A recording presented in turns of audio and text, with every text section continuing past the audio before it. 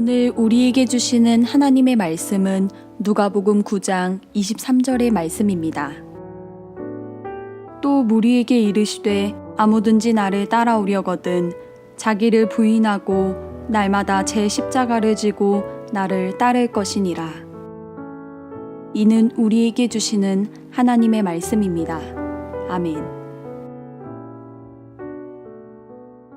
당황하실까봐 미리 말씀드립니다만 이번 주부터 2월달 이제 남은 3주 동안은 본문이 같습니다. 한 본문을 가지고 우리가 함께 말씀을 나누게 될 텐데 우리가 나누는 이 말씀은 카일 아이들먼의 책인 Not a Fan, 팬인가 제자인가 라고 하는 그런 제목의 책을 가지고 함께 말씀을 나누려고 합니다.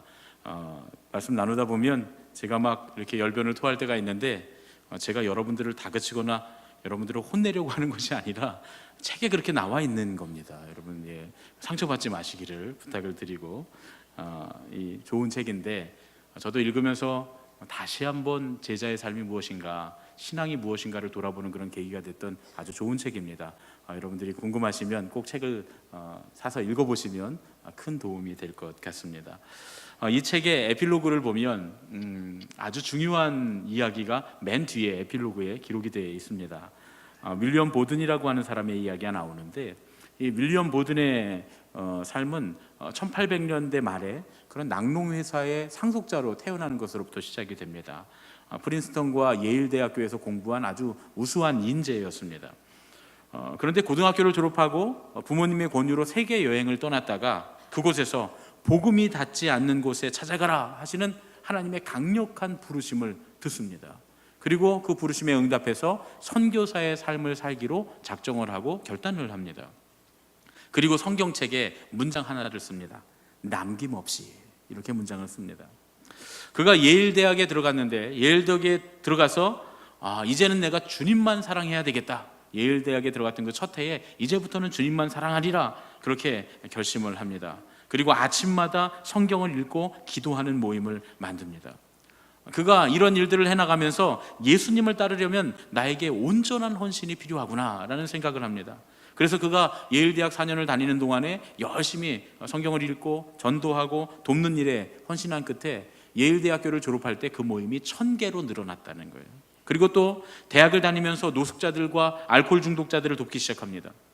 예일대학 4년을 다니는 중간에 아버지가 돌아가시게 되고 그 유산을 다 상속을 받게 됐는데 그거 갖고 뭐 투자를 하고 다른 일을 한 것이 아니라 예일 홈 미션이라고 하는 선교단체를 만들어서 어려운 사람들을 돕는 그런 일을 합니다.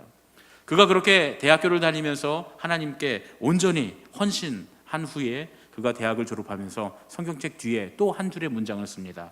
후퇴 없이 라고 하는 문장을 씁니다.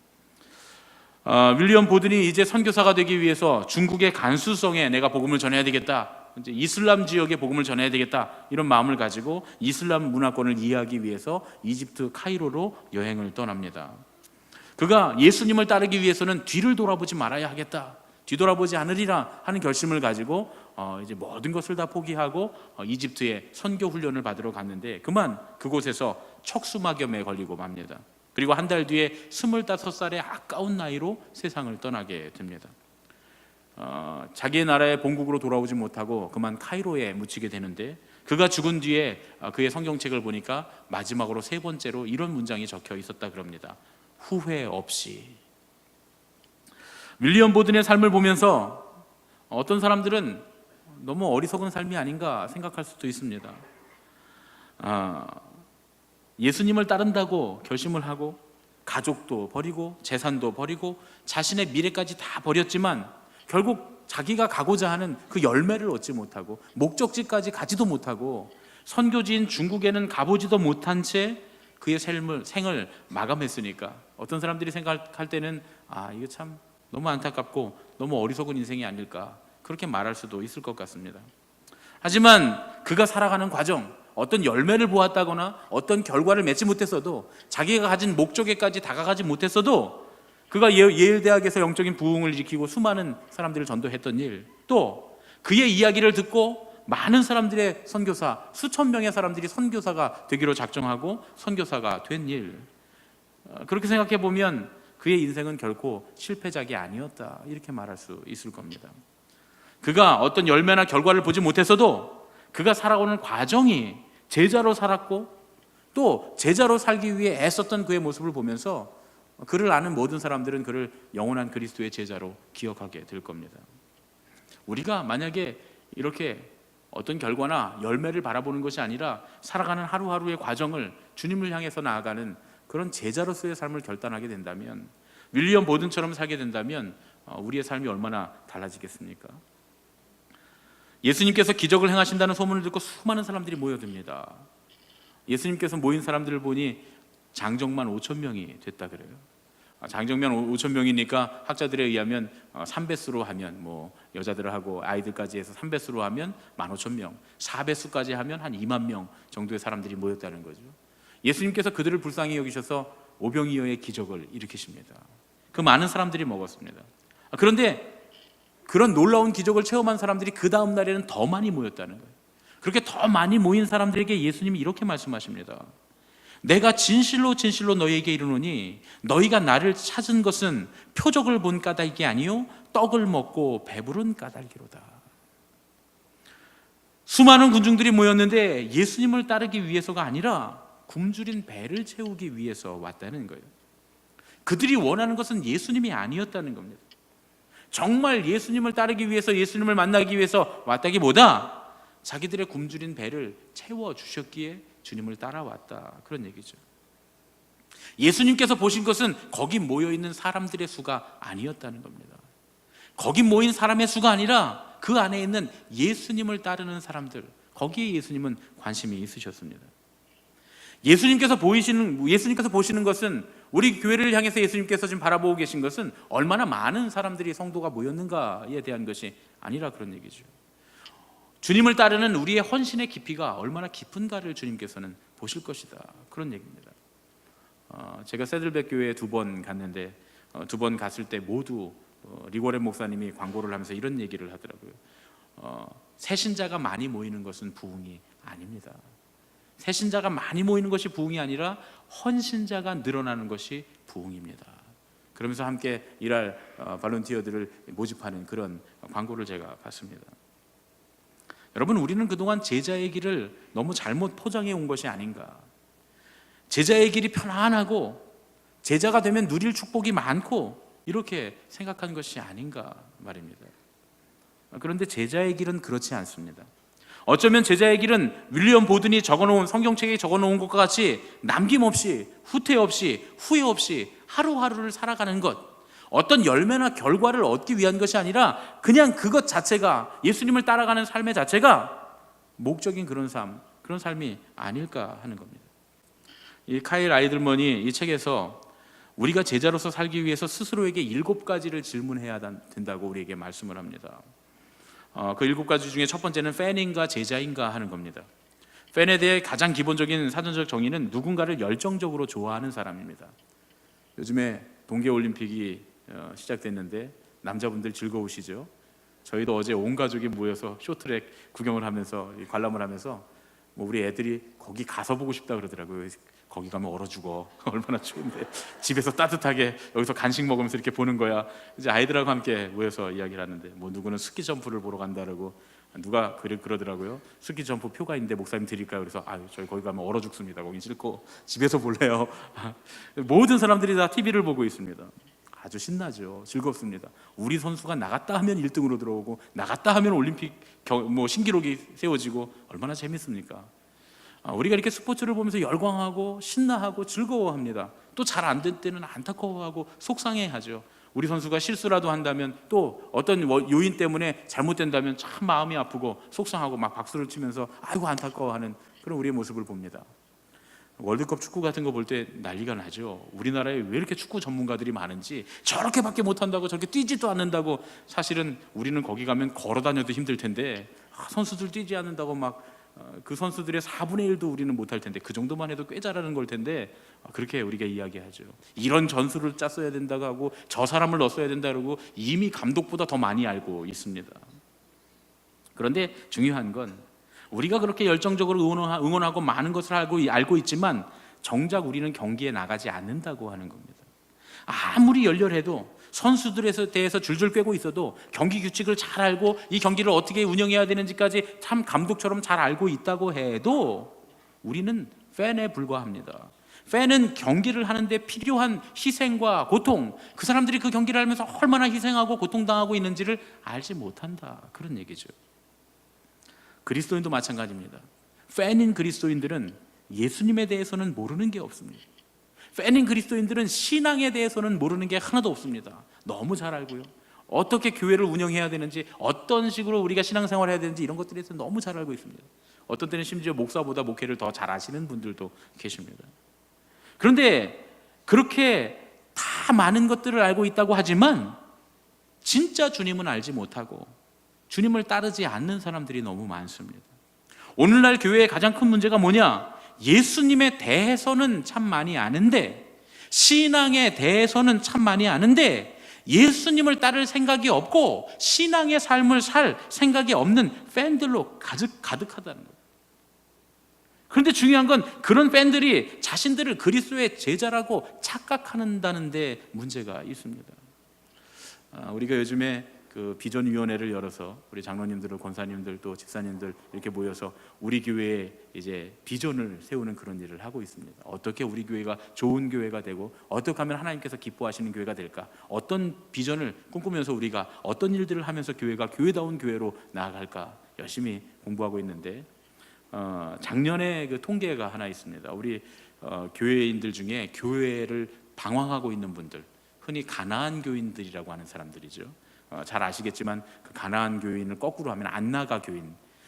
그러니까 교회를 정해놓고 나가는 게 아니고 돌아다니고, 또 어떤 때는 교회는 안 나가고 그냥 나 혼자만 신앙생활하는 사람들, 이런 사람들을 가나안 교인이라고 요즘에 통칭을 합니다. 그런데 그 가나안 교인들이 왜 이곳저곳 교회를 돌아다니고 또 때로는 왜 교회에 가지 않고 자기 혼자 신앙생활을 하는가 물어봤더니 거의 절반에 가까운 수가 40몇 %나 되는 사람들이 소속하기 싫어서, 얽매이기 싫어서라고 대답했습니다. 두 번째가 목사가 인격적이지 못하고 훌륭한 목사가 아니라서라고 하는 게 두 번째인데, 저는 그게 대다수일 줄 알았는데 그거는 한 10몇 %밖에 안 됩니다. 그리고 그 다음부터 또 10몇 %짜리 이렇게 쭉 있고, 그러니까 제일 큰 원인은 절반이나 되는 큰 원인은 교회에 얽매이기 싫다는 거예요. 여러분, 중요한 건 주님을 잘 알고 신앙을 잘 알고 신앙에 대해서 잘 알고 교회에 대해서 너무 잘 아는데 좋은 교회를 만들고자 헌신하는 사람은 없고, 또 좋은 신앙을 하고자 하는 사람은 없고, 그리스도를 온전히 따르고자 하는 사람은 없고, 그냥 돌아다니며 밥만 얻어먹는 사람들이 많다, 그런 얘기입니다. 물론 이런 얘기를 하면 여기 지금 계신 분 중에도 우리 교회도 지금 등록하지 않고 나오시는 분들이 많으니까 저를 미워하시고 다음 주부터 안 나오실 수 있겠는데 책에 나오는 얘기입니다. 여러분들이 다시 한번 생각해 보셨으면 좋을 것 같아요. 우리가 과연 주님을 따르고 있는가? 물론 그동안에 교회들의 폐해도 많이 있었고 여러 가지 문제들도 있지만, 그럼에도 불구하고 우리가 주님에 대해서, 교회에 대해서 알고 비판하고 신앙에 대해서 비판하지만, 그러나 진정 나는 신앙으로 살려고 애쓰고 있는가를 돌아봤으면 좋겠다, 그런 얘기입니다. 예수님의 팬들은 단순한 열광을 헌신으로 착각합니다. 예배 나와서 눈물을 흘리고 마음의 감동을 받고 오늘 은혜 받았으면 내가 제자가 됐다고 착각하는 겁니다. 예수님에 대해서 잘 알고 교회에 대해서 잘 알고 신앙생활에 대해서 잘 안다고 그것이 친밀한 예수님과의 관계로 착각하는 사람들이 있습니다. 오히려 예수님의 뜻은 무시하고 자기가 원하는 대로 예수님을 따릅니다. 팬인 그리스도인들의 가장 무서운 점이 뭐냐? 주님의 뜻과 주님의 마음이 아닌 자기의 뜻과 자기의 마음대로 예수님을 따르면서도 자기가 제자라고 착각하는 것입니다. 진정한 제자가 누굽니까? 주님께서 하신 일들과 주님께서 원하시는 일들을 하는 사람들입니다. 두 번째 질문은 이런 겁니다. 말뿐인가 행동인가 하는 겁니다. 니고데모에 대한 이야기가 나오는데, 요한복음에는 니고데모라고 하는 사람이 있습니다. 존경받는 사람이었고 종교 지도자들의 엘리트 집단인 사내들인 공회의 공회원이었고 또 서기관이었습니다. 일찌감치 예수님께 열광하는 팬이었습니다. 그런데 이 예수님께 열광했지만 이 니고데모가 팬에서 제자로 바뀌는 과정은 녹록지가 않습니다. 아주 어려운 과정이었습니다. 예수님을 만나고 예수님의 뜻을 알고 예수님을 따르고 싶었지만 예수님 때문에 자기에게 벌어질 손해들, 일어날 일들을 피하고 싶었던 거예요. 그래서 밤에 찾아옵니다. 여러분, 우리는 지금 예수님을 따르기 위해서 어떤 손해를 감수하고 있습니까? 예수님을 따르기 위해서는 필연적으로 뭔가를 잃어버릴 수밖에 없습니다. 니고데모에게는 높은 지위, 유대인들의 존경, 많은 수입, 서기관으로서 자기가 그동안 쌓아온 명성, 이런 것들이겠죠. 그래서 니고데모는 몰래 밤에 예수님을 찾아온 겁니다.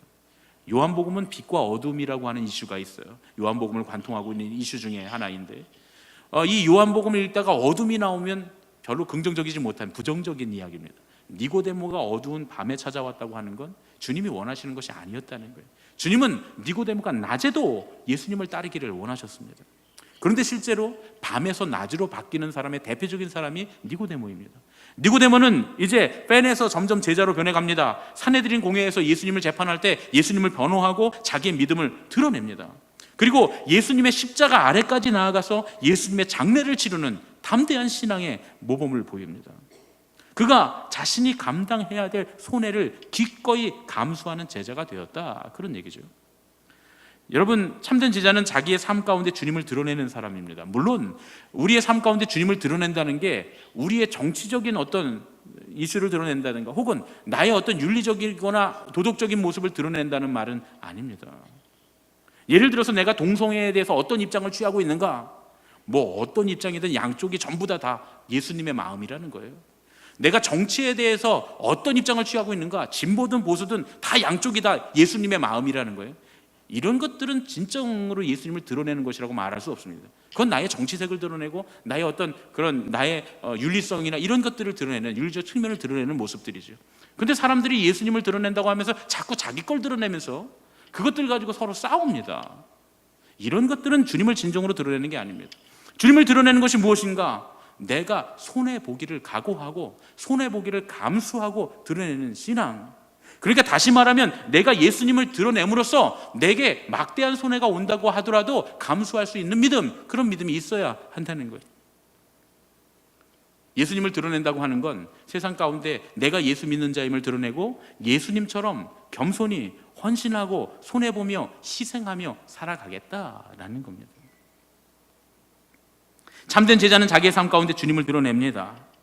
제자의 신분을 세상에 드러내기를 주저하는 사람들, 그런 사람들은 참된 제자가 아니다, 그런 얘기죠. 아무리 교회 안에서는 열심히 신앙생활 한다고 해도 그저 익명성 속에 열정적인 팬일 뿐이다, 그런 얘기입니다. 세 번째 질문은 지식인가 친밀함인가 하는 겁니다. 하나님에 대해서 아는 것과 하나님을 아는 것이 분명히 다르다는 얘기입니다. 예수님께서 공생애를 하신 동안에 가장 예수님 힘들게 했던 사람들이 바리새인들입니다. 그들은 하나님에 대한 지식을 많이 가진 사람들이었습니다. 율법을 줄줄 외우고 장로들의 유전을 줄줄 외우고 그 말씀대로 살아가겠다고 사람들에게 보여주던 그런 사람들이었습니다. 너무나 많은 지식, 어떻게 하면 신앙을 잘할 것인가, 신앙생활이란 무엇인가, 하나님을 따르는 삶이란 무엇인가, 이런 것에 대해서는 너무 많이 아는 사람들이었습니다. 그런데 중요한 건 하나님에 대해서 그렇게 많이 알았는데 하나님의 아들을 알아보지 못합니다. 하나님에 대해서는 많이 알았는데 하나님을 알지 못하니 결국 하나님의 아들도 알아보지 못했다, 그런 얘기입니다. 진정으로 아버지를 알았다면 그 아들을 알아봤을 것이 아니겠습니까? 교회에서 이렇게 다니다 보면 우리 딸이나 우리 아들이 이렇게 지나가면 처음 보는 분들이 그래요. 목사님 아들이구나, 너 목사님 딸이구나. 저를 잘 알면 제 아이들을 보면 아, 목사님 애들이구나 알지 않겠습니까? 너무 쉽지 않습니까? 그런데 왜 하나님에 대해서 그렇게 많이 아는데 하나님의 아들을 알아보지 못합니까? 왜 하나님에 대해서 그렇게 많이 아는데 하나님의 일을 알아보지 못합니까? 마태복음 15장 8절에 보면 예수님이 이런 바리새인들에 대해 이렇게 평가합니다. 이 백성이 입술로는 나를 공경하되 마음은 내게서 멀도다. 이거보다 더 팬을 정확하게 표현하는 말이 없습니다. 지식과 친밀함이라고 하는 건 아주 명확하게 팬과 제자를 가르는 결정적인 차이가 됩니다. 물론 지식 자체에 문제 있는 거 아닙니다. 지식이 있지만 친밀한 관계가 없는 것이 문제다, 그런 얘기죠. 여러분, 우리가 성경 공부도 합니다. 우리 교회는 성경 공부도 하죠. 이제 TBC 성경 공부를 주일 3월 달부터는 오후 3시에 저희가 엽니다. 오후 3시입니다. 그리고 여기는 회비가 있습니다. 책값이 있어요. 그래서 여러분들이 성경에 대해서 구약부터 신약까지 우리가 5개년에 걸쳐서 계획을 세우고 쭉 공부를 할 계획이 있습니다. 그런데 중요한 건 우리 교회는 성경 공부도 하지만 큐티도 하는 교회입니다. 저는 큐티가 더 중요하다고 생각하는 사람입니다. 그래서 어린아이들부터 어른까지 우리 모두가 다 큐티를 하고 있습니다. 왜냐하면 많이 아는 게 중요한 게 아니라 주님과 관계를 맺는 게 중요하기 때문입니다. 조금 알아도 조금 아는 것을 결단하고 조금 결단했어도 그 조금 결단한 것을 살기 위해서 몸부림치고 애쓸 때 주님과 우리의 관계가 생기는 겁니다. 그것이 주님의 뜻대로 살아가는 친밀한 관계를 유지하는 방법입니다. 여러분, 우리가 잘 알아야 할 것은 마지막 때 구원과 심판에 대해서 우리가 지식으로 잘 알고 있고 신앙생활에 대해서 지식으로 잘 알고 있지만 그것에 대해서 구원과 심판이 나누어지는 것이 아니라는 거예요. 성경에 보면 주여 주여 하는 자마다 다 천국에 들어가는 것이 아니라는 거예요. 예수님에 대해서 많이 안다고, 신앙에 대해서, 교회에 대해서 많이 안다고 말하지만 마지막 심판 때에 주님이 우리를 나는 도무지 너희를 모른다라고 말씀하실 수도 있다, 그런 얘기입니다. 그러니까 우리가 아는 것으로 제자의 삶을 살고 있다, 이렇게 착각해서는 안 된다, 그런 말씀입니다. 여러분, 우리는 예수님에 대한 지식이 있는 팬입니까? 아니면 예수님과 친밀한 관계를 맺고 있는 제자입니까? 네 번째 질문은 주님이 우리에게 많은 애인 중에 한 분인가, 아니면 단 한 분뿐인 애인인가 하는 겁니다. 누가복음 14장에 보면 거대한 무리들이 예수님을 쫓기 시작합니다. 예수님이 많은 기적을 일으켰다는 소식을 듣고 많은 사람들이 몰려듭니다. 그리고 예수님 또 무슨 기적을 일으키실까 하고 주님께 주목합니다. 그때 예수님이 이렇게 말씀하십니다. 무릇 내게 오는 자가 자기 부모와 처자와 형제와 자매와 더욱이 자기 목숨까지 미워하지 아니하면 능히 내 제자가 되지 못하고. 아마 예수님이 이 말씀하셨을 때 많은 사람들이 돌아갔을 거예요. 이런 예가 많습니다. 예수님이 이런 말씀, 십자가를 져야 한다, 또 능히 내 제자가 되려면 이렇게 해야 된다 하는 것들을 말씀하실 때 많은 사람들이 모였다가 다 예수님을 버리고 가는 일들이 비일비재했습니다. 여러분, 많은 사람들이 이 말을 듣고 어려워 돌아갔다고 하는데 우리도 혹시 그렇지 않을까요? 우리도 이해하기 어려운 말씀이 있습니다. 예수님보다 가족을 더 사랑해서는 안 된다는 거예요. 예수님을 사랑한다면 가족을 버릴 수도 있고 가족에게 버림당할 수도 있다, 그런 얘기입니다. 그러면 이 말씀은 예수님을 따르려면 가족을 버려야 한다는 얘기일까요? 가족으로부터 버림받아야 한다는 얘기일까요? 그런 얘기가 아닙니다. 이거는 우선순위를 말하는 겁니다. 주님은 유일한 우선순위, 첫 번째 우선순위가 되기를 원하신다, 그런 얘기입니다. 이걸 쉽게 설명하면 이런 겁니다. 아직 결혼하지 않은 청년들이 이제 애인의 사진을 지갑에 넣어갖고 다니잖아요. 애인의 사진을, 이렇게 연인의 사진을 지갑에 탁 넣어갖고 다니는데 사랑하는 연인이라고 이렇게 보여주는데 그 밑에 보니까 지금까지 사귀어왔던 연인들의 사진이 쭉 밑에 쌓여 있어요. 여러분 어떠시겠습니까? 어떤 남자가 여자에게 청혼을 하는 거예요. 난 당신만 사랑하겠다고, 당신 너무 사랑한다고, 평생 당신만 내 마음속에 품겠다고. 그러니까 그 여자가 그래요. 나도 이제부터 평생 당신을 사랑하겠다고. 근데 한 가지 조건이 있다고. 지금 사귀고 있는 남자들 그대로 사귀게 해달라고. 자, 그럼 이거 어떻게 될까요? 예수님 사랑합니다, 주님께 평생 헌신하겠습니다, 그렇게 말하면서 주님, 단지 저를 구속하지는 마세요. 나는 돈도 필요하고 명예도 필요하고 권력도 필요하고 이런 것들도 다 필요합니다. 주님을 사랑할 테니 이런 것들을 내가 같이 사랑하면서 살게 해주세요. 안 된다, 그런 얘기입니다. 예수님은 여러 연인 중에 하나가 되기를 원치 않으십니다. 오직 하나뿐인 연인이 되기를 원하신다, 그런 말씀입니다. 그래서 그런 이유로 예수님을 따르는 제자가 되면 전부 다 잃어버릴 수도 있습니다. 물론 안 잃어버릴 수도 있습니다. 하나도 안 잃어버릴 수도 있지만, 그러나 예수님을 따르려고 할 때는 전부 다 잃어버릴 각오를 해야 된다, 그런 얘기입니다. 여러분, 그래도 예수님 따르시겠습니까? 그런데 그래야 제자라는 거예요. 다섯 번째 질문은 율법인가 은혜인가 하는 겁니다. 예수님 당시에는 하나님을 믿는 두 개의 대표적인 클럽이 있었습니다. 팬클럽. 첫 번째는 사두개인 팬클럽, 두 번째는 바리새인 팬클럽. 사두개인 팬클럽들은 어떤 사람이냐면 나면서부터 기득권을 가진, 교회 안에서 자라서 교회 안에서 배우고 교회 안에 관계를 맺어가며 여기가 너무 편한 사람들이에요. 교회 안에서 사는 대로 살지 않으면 밖에 나가면 뭔가 좀 어색하고 이상한 사람들. 그래서 그냥 부모님하고 싸우기 싫으니까 부모님께 착한 자녀가 되기 위해서 열심히 교회 나오는 사람들. 어차피 어디 가도 불편하니까 여기가 제일 편하니까 여기서 착실하게 신앙생활하고 있는 사람들입니다. 그런데 중요한 건 주님과의 뜨거운 사랑의 경험이 없는 거예요. 바리새인 클럽은 어떤 사람들이냐? 교회 안에 들어와 보니까 교회 안에 이 살아가는 이 방식이 너무 마음에 드는 거예요. 저렇게 찬양하는 것도 너무 마음에 들고, 저렇게 예배하는 것도 마음에 들고, 저렇게 말씀대로 살려고 애쓰는 것도 마음에 들고, 저렇게 살아가는 것도 마음에 드는 거예요. 그래서 지식, 행동 이런 것들을 너무나 기가 막히게 잘하는 사람들, 율법적인 사람들이죠. 그런데 그들의 말과 행동이 그럴듯하다고 해서 그 내면까지 그러리라고 착각해서는 안 된다, 그런 얘기입니다. 아무리 말과 행동이 번듯해도 그것만으로 예수님 기뻐하시지 않습니다. 훌륭한 신앙 같은데 이 두 가지 팬클럽은 다 보기에는 훌륭한 신앙인 것 같고, 어떻게 보면 참 자랑해야 될 것 같고, 우리가 자랑할 만한 사람들인 것 같은데, 겉보기에는 더할 나위 없이 말과 그 행동이 완벽하고 하는 일들이 완벽하지만, 그럼에도 불구하고 이들은 예수님의 제자가 아닐 수 있습니다. 무슨 말을 해야 할지 알고 무슨 말을 하지 말아야 할지 완벽하게 알고 있지만, 기도도 청산유수처럼 잘하고, 찬양할 때 눈물도 흘리고, 교회 일을 하라 그러면 죽기 살기로 와서 달려들어 하지만, 그러나 그 마음은, 주님을 향한 마음은 차디차게 식어 있을 수도 있다, 그런 얘기입니다. 오래된 종교인들의 문제가 바로 이런 위선이었습니다. 이 위선적인 종교인들은 예수님이 가장 싫어하시는 형태의 팬입니다. 주위를 둘러봐서 믿음의 사람들이 있으면 눈치 봐서 기도하고, 그들에게 보여주기 위해서 신앙생활하고, 또 헐벗고 굶주린 사람들을 돕고, 그들에게 헌신하고 와서는 만나는 사람마다 자랑을, 내가 이런 일을 한다고 늘어놓는 그런 팬들. 아는 사람들이 많이 모여있는 이런 곳에서 늘 그 재무부에서 다 보고 있으니까, 목사님 보고 있으니까 헌금 많이 하지만, 실제로 어렵고 도움이 필요한 사람들은 외면하는 그런 팬들. 남들이 잘 되면 배가 아프고, 다른 사람이 장로 되면 배가 아프고, 내가 장로 되면 으스대고. 여러분, 이 직분자 세우는 게 교회에 굉장히 어려운 일인데요. 남이 잘 되기를 원치 않고 내가 잘 되기를 원하고, 남이 잘 되는 건 은근히 배 아픈 모습들.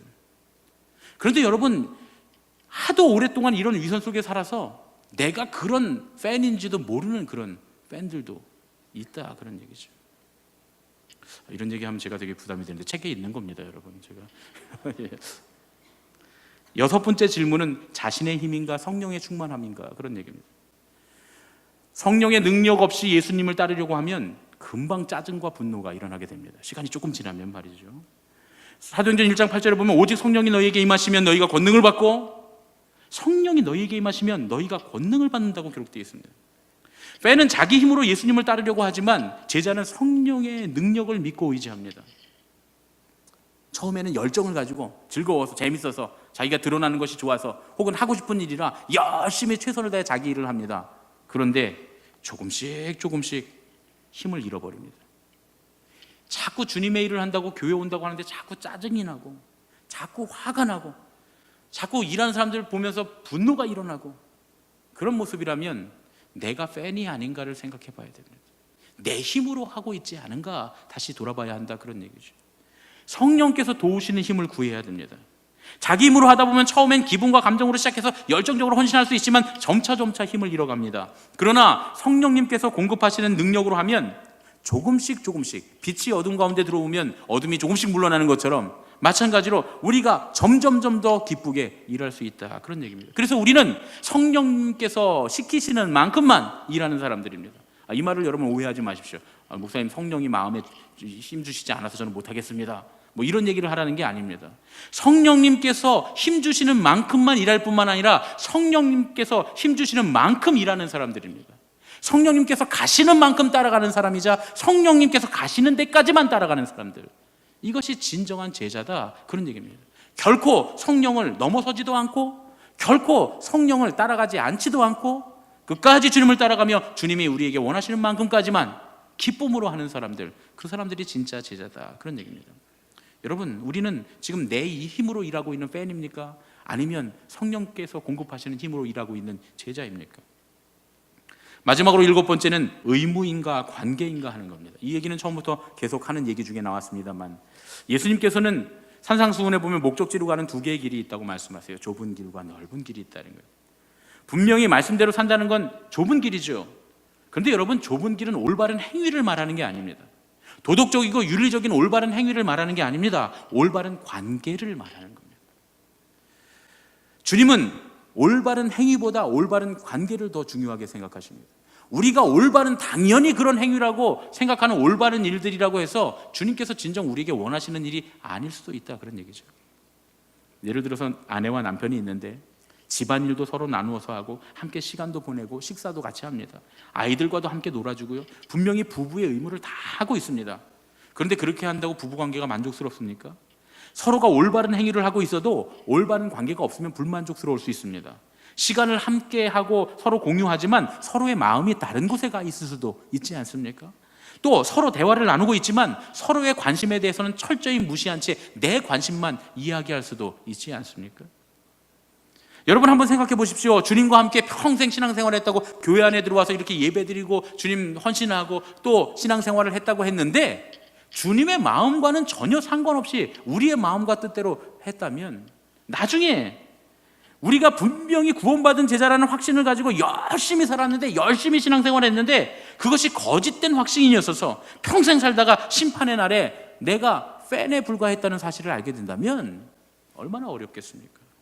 그런데 그런 판결을 받을, 그래서 어리둥절해야 할 사람들이 너무나 많은 그런 시대를 우리가 살고 있다, 그런 얘기입니다. 예수님께서 우리에게 원하시는 건 말과 행위가 아니라 개인적인 관계입니다. 예수님께서는 참된 제자의 조건으로 참된 관계를 요구하십니다. 윌리엄 보드는 이것을 남김없이라고 말했습니다. 남김없이 예수의 제자가 되었습니다. 예수님께서는 우리가 남김없이 예수님의 제자가 되기를 원하십니다. 주님은 우리가 우리의 중심으로 주님을 섬기기를 원하십니다. 본질적인 신앙생활을 하기를 원하십니다.